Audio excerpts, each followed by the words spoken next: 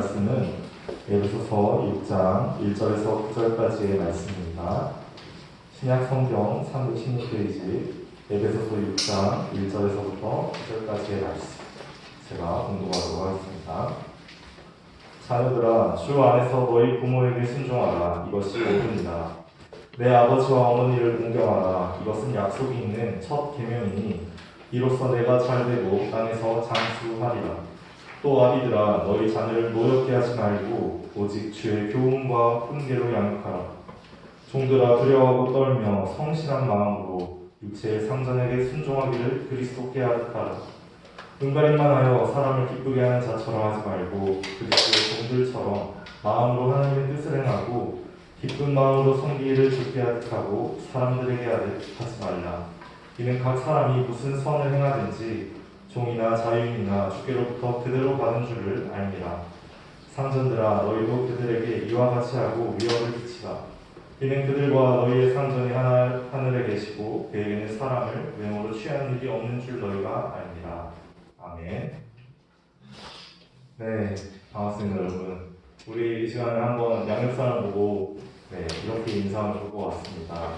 감기 조심하세요. 감기 조심하세요 여러분. 지금 환절기라서 감기 환자가 많이 출하고 있습니다. 숨만 잘 쉬어도 감기가 많이 예방했죠. 그리고 유증상자들은 저처럼 저도 비염이라 지금 증상이 좀 있는데 마스크를 착용하면서 서로 서로 간의 감염을 막을 수 있습니다. 날이 점점 추워지는데 다들 건강하게 이 가을과 겨울을 보낼 수 있길 바랍니다. 오늘 우리가 함께 나눌 말씀은 복을 누리는 순종이라는 제목으로 한번 나눠보고자 합니다. 여러분, 효도에 대해서 어떻게 생각하시나요? 오늘은 성경이 말하는 효도에 대해서 배워볼 것입니다. 그러니 여러분 안에 있는 효도에 대한 고정관념과 가치는 잠시 버리시면 좋을 것 같습니다. 우리가 갖고 있는 유교적인 사고와 세계관은 잠시 버려두시면 좋을 것 같습니다. 10계명의 계명은 이렇게 말하고 있습니다. 내 부모를 공경하라. 성경은 내 부모를 공경하라고 말하고 있는데 하나님은 우리에게 내 부모를 공경하라고 말하고 있는데 문제가 한 가지 발생합니다. 어떻게 공경해야 할지 모르겠는 거죠. 부모를 공경하라고 했는데 부모를 공경하라고 한 건 알겠는데 how, 어떻게 공경해야 할까? 라는 문제가 생기게 되었습니다. 이것은 지금 이 21세기를 살아가는 우리들뿐만 아니라 수천 년 전 이 에베소 교회의 성도들에게도 여전히 해당되는 문제였습니다. 그래서 사도 바울은 이 에베소 교회인들에게 에베소서를 쓰면서 특별히 어떻게 효도해야 하는지에 대해서 알려주었습니다. 자녀들아, 주 안에서 너희 부모에게 순종하라. 이것이 옳으니라. 여러분, 효도는 어떻게 하는 것입니까? 라고 누군가 묻는다면 이렇게 대답하면 좋을 것 같습니다. 자녀들은 주 안에서 부모에게 순종해야 합니다. 여러분, 따라해볼까요? 주 안에서 순종합시다. 주 안에서 순종한다. 무슨 말이냐면 하나님께서 정하신 이 말씀의 규칙과 원칙 안에서 부모님께 순종해야 한다는 것입니다. 예시를 하나 들어볼까요? 만약 부모님이 도둑질을 하라고 시킨다면 해야 할까요? 말아야 할까요? 안 해야겠죠. 왜냐하면 그것은 주 안에 있는 일이 아니기 때문입니다. 그것은 하나님이 기뻐하시는 일이 아니기 때문입니다. 거짓말을 하라고 시킨다면 해야 될까요? 안 해야 될까요? 안 해야 할 것입니다. 왜냐하면 거짓말을 하는 것은 하나님이 기뻐하시는 일이 아니기 때문이죠. 자, 그러면 부모님이 방이 왜 이렇게 돼지우리 같은지 모르겠다. 빨리 치워라. 하면은 순종을 해야 될까요? 안 해야 될까요? 해야 합니다. 왜냐하면 방을 치우는 것은 하나님께 위해가 되지도 않고 하나님 나라의 법에서 벗어난 것도 아니기 때문입니다.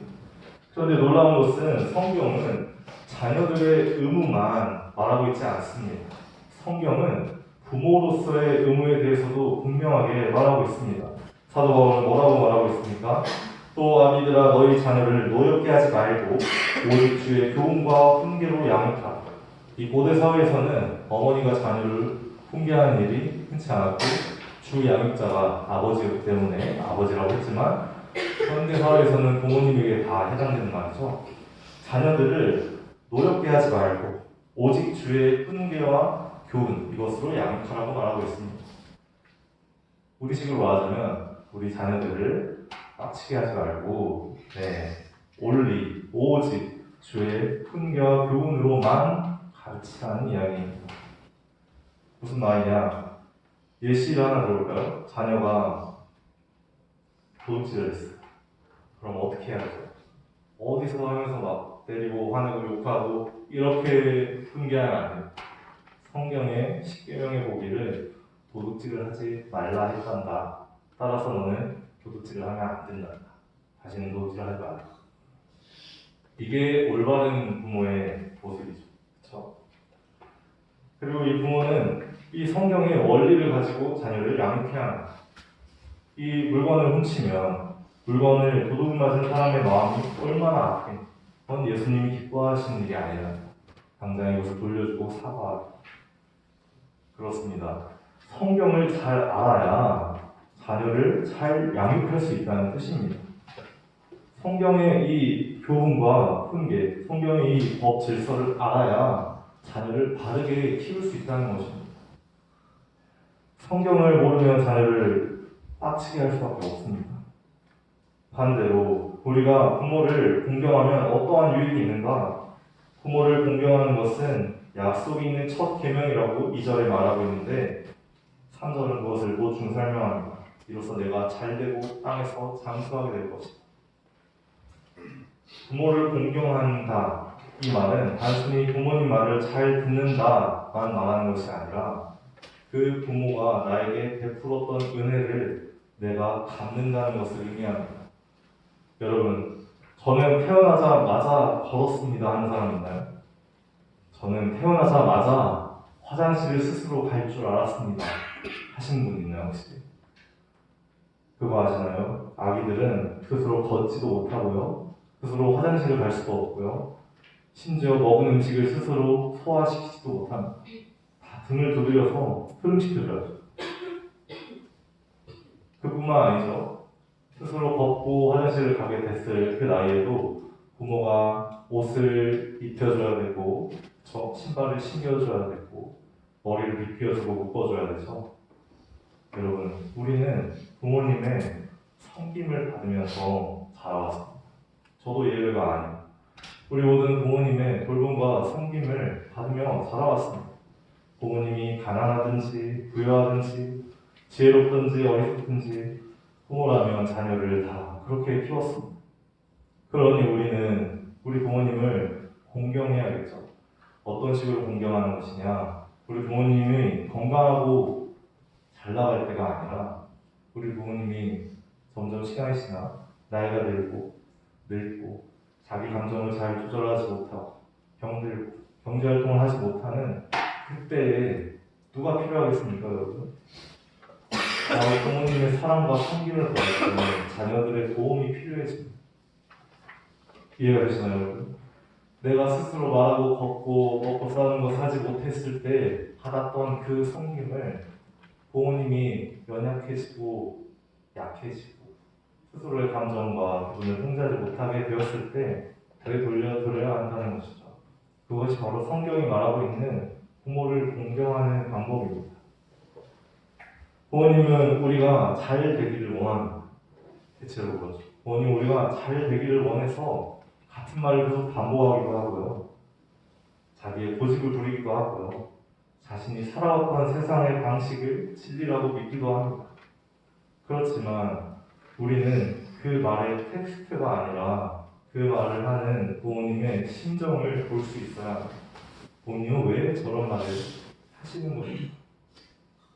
그것이 성경에 위배되지 않는다면 우리는 부모님의 말씀에 순종할 수 있어야 합니다. 부모님의 말에 순종하는 자녀만이, 성경 말씀대로 부모님께 순종하는 자녀만이 어른이 되었을 때 성경 말씀으로 자녀를 가르칠 수 있습니다. 이해가 되시나요, 여러분? 성경 말씀을 배워서 부모님께 순종한 사람만이 나중에 내가 부모가 되어서 엄마 아빠가 되어서 자녀를 성경 말씀으로 가르칠 수 있는 것이죠. 나는 부모를 효도하지 않고 자식한테 나를 효도하라고 하는 것은 이치에 맞지 않습니다. 그렇지 않나요? 우리는 이것을 너무 원하는 일로 생각하지 않을 것입니다. 여러분이 성인이 되면은 법적으로 결혼을 할 수 있게 되죠. 여러분이 언제 사랑에 빠질지 알 수 없기 때문에 언제 결혼할 인연을 만나서 언제 자녀를 가질지 전혀 알 수 없는 일입니다. 하고 시간이 지나 보니 내 품에 아기가 한 명 들려있을 수도 있어요. 그런 게 바로 우리가 사는 삶이잖아요. 그렇죠? 우리 가운데 나는 몇 세에 결혼하고 몇 세에 자녀를 출산해서 몇 세까지 몇 명의 자녀를 낳아서 키울 것이다 라고 타임테이블을 짜놓고 그것을 실천한 사람은 아마 없을 것입니다. 삶은 그렇게 나의 뜻대로 다 되지는 않거든요. 따라서 우리는 내가 부모가 되었을 때를 지금부터 준비해야 하는데 오늘 이 중고등학생들이 할 수 있는 최고의 준비가 무엇이냐? 내가 부모의 관점에서 생각을 해보는 것입니다.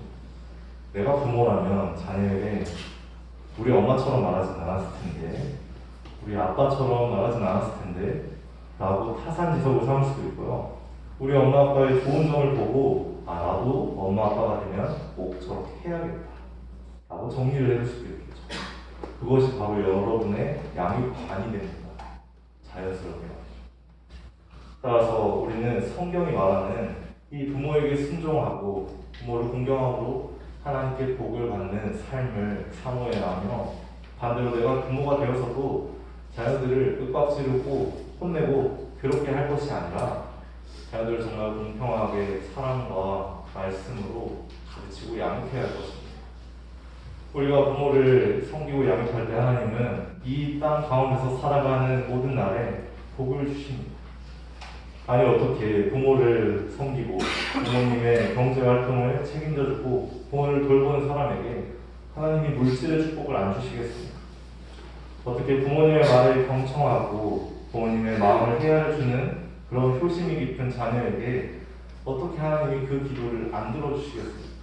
여러분, 복과 순종은 이렇게 연결이 되어 있습니다. 복을 누리는 순종, 그것이 우리의 삶에 있어야 할 것입니다. 이것은 우리가 사회생활을 하는데도 그대로 통용됩니다. 본문의 5절에서 9절까지의 말씀을 보면 종과 상전의 관계에 대해서 이야기하고 있는데요. 종은 직원을 얘기하는 겁니다. 오늘로 말하자면. 내가 직원이 되었을 때 사장님이 보면 열심히 일하고 대장님이 나가면 피난한다는 거가 의자를 들어주고 이렇게 회사 생활하면 될까 안 될까요, 여러분? 안 되겠죠, 당연히. 그쵸? 보여주는 식으로 속이는 마음으로 일하지 말라고 말하고 있는 것입니다. 반대로 내가 사장일 때 내 직원들이 나를 그렇게 기만한다면 얼마나 불쾌하겠습니까, 여러분? 오늘 말씀은 두려워하고 떨며 성실한 마음으로 육체의 상전, 내 상사, 내가 일하는 이 직장의 사장님, 내가 일하는 이 기업을 위해서 성실하게 하는데 마치 예수님께 하듯이 마치 예수님이 사장님인 것처럼 성실하게 행하라고 말하고 있습니다. 왜 그렇죠, 여러분? 왜 그렇죠? 이는 각 사람이 무슨 선을 행하든지 종이나 자유이나 주께로부터 그대로 받은 줄을 압니다. 우리가 이 회사장에서 충성된 마음으로 일하는 것이나 우리가 부모님을 공경하는 사랑의 마음을 갖는 것이나 사람에게서 나지 않았다는 말입니다. 무슨 말이냐면 하나님께서 주신 선한 마음과 능력으로 우리가 그것을 할 수 있다는 이야기입니다. 따라서 우리는 하나님께서 주신 이 양심에 따라서 내가 하고자 하는 이 선행을 막지 않아야 합니다. 내가 회사를 위해서 충성되어야 내가 직장을 위해서 성실하게 일해야 합니다. 잘 되기를 바라야 합니다. 내가 부모님의 말씀에 순종해야 합니다. 부모님의 마음을 헤아릴 수 있어야 합니다. 반대로 내가 부모가 되어서도 내가 상전이 되어서 내 자녀를 학대하거나 내 자녀를 겁박하거나 왜 이렇게 엄마 말을 안 듣냐, 왜 이렇게 아빠 말을 안 듣냐 하고 다그칠 것이 아니라 우리가 배운 이 성경의 말씀대로 자녀를 양육할 수 있어야 합니다. 우리가 상전이 되어서도 오늘 보면 이렇게 말하고 있죠. 직원들을 향한 위협을 그치라. 왜냐? 우리 상전이 하늘에 계시고 하나님은 사람의 겉으로 보여지는 모습이 아니라 그 마음의 중심을 보시는 하나님이시기 때문입니다. 여러분, 우리가 부모님께 순종할 때 하나님은 우리 마음의 중심을 보십니다. 우리가 내가 맡은 바의 이 직업과 학생들의 경우에 학업이겠죠. 학업에 충성될 때 하나님은 우리의 마음의 중심을 보십니다. 하나님은 어떠한 마음으로 내가 이 일을 하고 있는지, 어떠한 마음으로 내가 이 대화를 하고 있는지를 다 아십니다. 그렇기 때문에 우리는 자녀로서 또 이 사회의 구성원으로서 순종하는 마음으로 복을 받아야 할 것입니다. 반대로 내가 나중에 사장님이 되었을 때, 나중에 부모님이 되었을 때도 나의 자녀나 직원들을 학대하지 않고 그들을 정말 선하게 대하면서 베푸고 사랑하고 아끼는 마음으로 대해야 할 것입니다. 이 둘은 사실 하나입니다. 정말 성실하게 그 회사를 위해서 충성되게 일해본 직원만이 훌륭한 사장이 될 수 있습니다. 정말 그 부모를 위해서 자기 마음을 바쳐서 효도하고 부모를 공경했던 자녀들만이 정말 자녀들을 믿음으로 양육할 수 있습니다.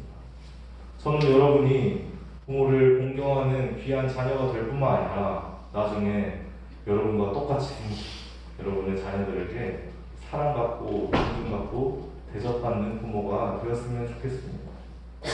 네, 여러분은 아마 여러분과 너무나 닮은 소름 끼치게 너무나도 똑같은 여러분의 자녀들을 보게 될 것입니다.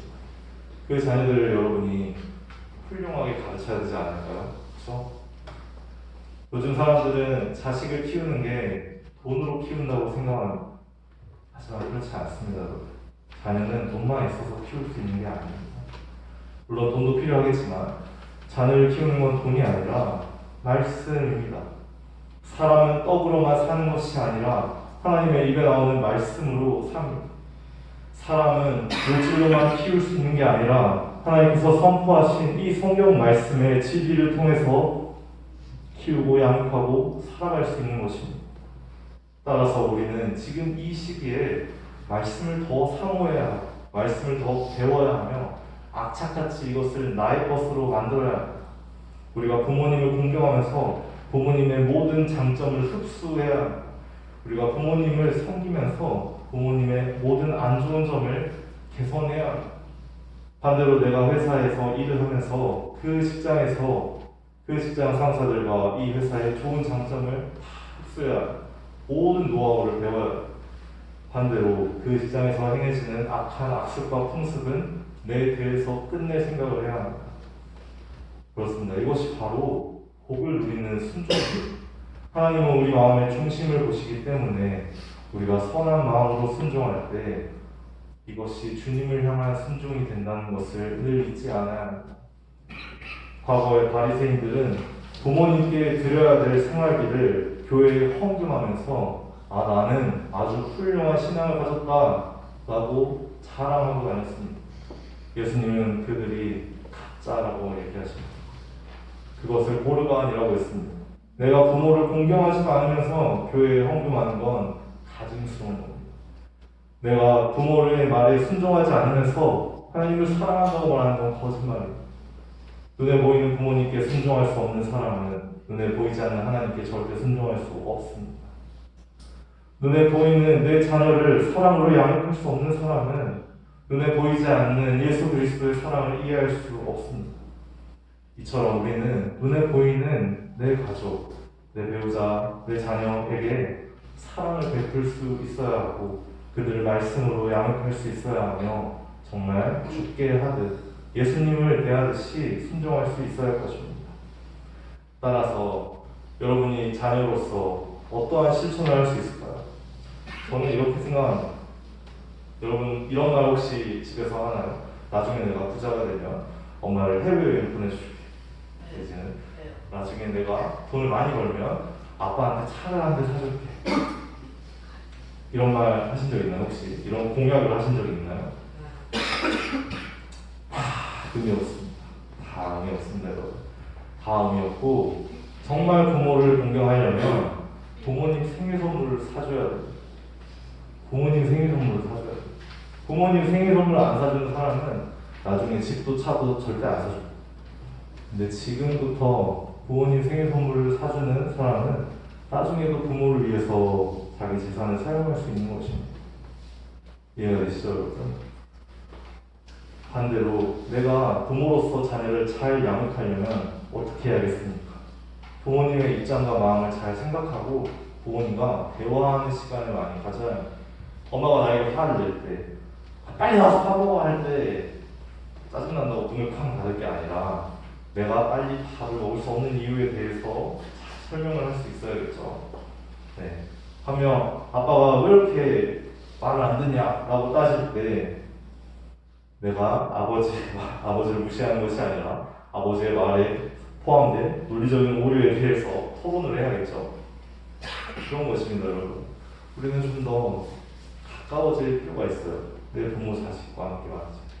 여러분이 나중에 부모가 되어서 여러분 자녀들이 여러분과 똑같이 행한다고 가정했을 때 마음에 기쁨이 있기를 바랍니다. 이해가 되시나요? 여러분이 나중에 자녀를 낳아서 그 자녀가 여러분과 똑같이 나에게 했을 때 마음에 기쁨이 느껴질 만큼만 효도하시길 바랍니다. 네, 오늘의 말씀을 이것으로 마치고요. 우리가 함께 찬양 들었으면 좋겠습니다. 네, 우리가 함께 찬양의 가사를 부를 때 어떠한 순종을 우리가 모델로 삼아야 될까 생각하면서 불렀으면 좋겠는데요. 이 세상 가장 아름다운 순종은 아버지 하나님을 향한 예수님의 순종이었다는 것을 우리가 기억해야 합니다. 이 세상 가장 아름다운 사랑의 성김과 양육은 그 십자가를 통해서 자기 사랑을 확증하신 예수님의 사랑이었음을 기억해야 할 것입니다.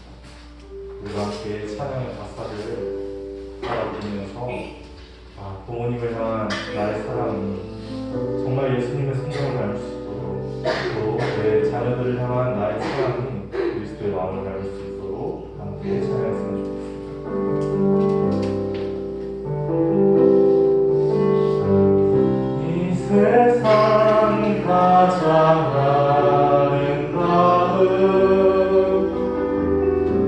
순종의